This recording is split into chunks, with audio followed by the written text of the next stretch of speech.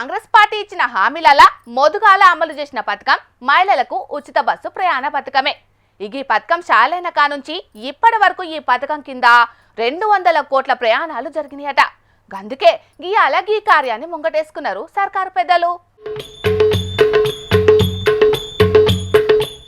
2023 December 9 నాడు చాలైన మహాలక్ష్మి పథకం కింద ఇప్పటి వరకు 200 కోట్ల ప్రయాణాలు చేసిందట. అంటే దగ్గర ఒక్కో మహిళ 100 మాటలకు మీదనే ప్రయాణాలు చేసిందన్నట్టు. ఈ ప్రయాణాల విలువ 6,680 కోట్ల రూపాయలుంటదట.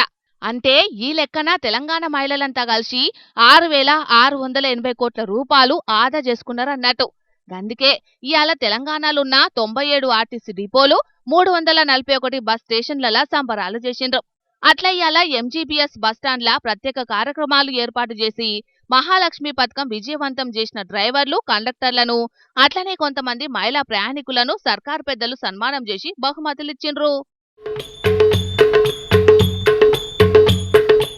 ఇదివరకు ప్రతిరోజు 45 లక్షల మంది ప్రయాణం చేసేది గాని ఇప్పుడు 65 లక్షల మంది ప్రయాణం చేస్తున్నారు.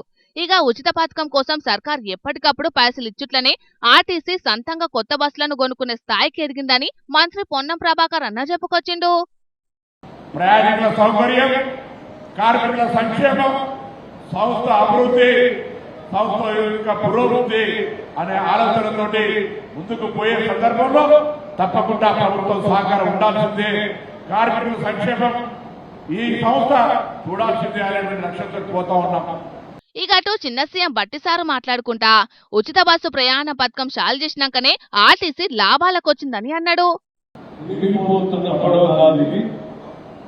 ఆర్థికంగా బలంగా తయారవుతున్న అత్యంత ప్రభుత్వ రంగ సంస్థ రాష్ట్రానికి సంబంధించి ఇది కేవలం మహాలక్ష్మి ఉచిత ప్రయాణం మహిళల కోసం తీసుకున్నటువంటి పథకం ద్వారానే ఈ ఆర్టీసీ స్థాయికి ఎదిగింది. కాబట్టి ఆర్టీసీ సిబ్బంది అందరూ ప్రభుత్వానికి ధన్యవాదాలు తెలియజేస్తామని చెప్పారు. మా సర్కార్ ఏర్పాటైనాక 240 కొత్త బస్సులను కొని ప్రయాణికులకు ఇబ్బంది లేకుండా చేసినామని చెప్పుకొచ్చిండు బట్టిసారు. ఇదంతా ఇనేతందుకు మంచిగానే ఉన్నది గాని ఇప్పటి వరకు చాలా ఊర్లల్లా బస్సులు చక్కగా నడవక బడికి పోయే పిల్లలు మస్తు అవస్థలు పడుతున్న ముచ్చట్లను మన జోర్దార్లు కూడా చెప్పుకున్నాం కదా. కాబట్టి ఇప్పటికైనా అన్ని ఊర్లకు సరిపోయినన్ని బస్సులు నడిపి ప్రయాణికులకు తిప్పలు లేకుండా చేస్తే ఇంకా మంచిగుంటది. చూడాలి మరి సర్కారు దాని మీద ఏ పార్టీ శ్రద్ధ పెడుతుందో. ముఖ్యంగా మహిళలందరూ కూడా బాగా మనకు ప్రోత్సహించారు. వాళ్ళందరూ కూడా పేరుగా ధన్యవాదాలు తెలుపుతూ వచ్చే రోజు కూడా ఇంకా ఎక్కువ బస్సెస్ రాబోతున్నాం. సో అందుకు మీరందరూ కూడా సురక్షితంగా, సంతోషంగా మీరందరూ కూడా మా బస్సులో ప్రయాణం చేయాలని చెప్పి అందరూ కూడా కోరుతున్నాను.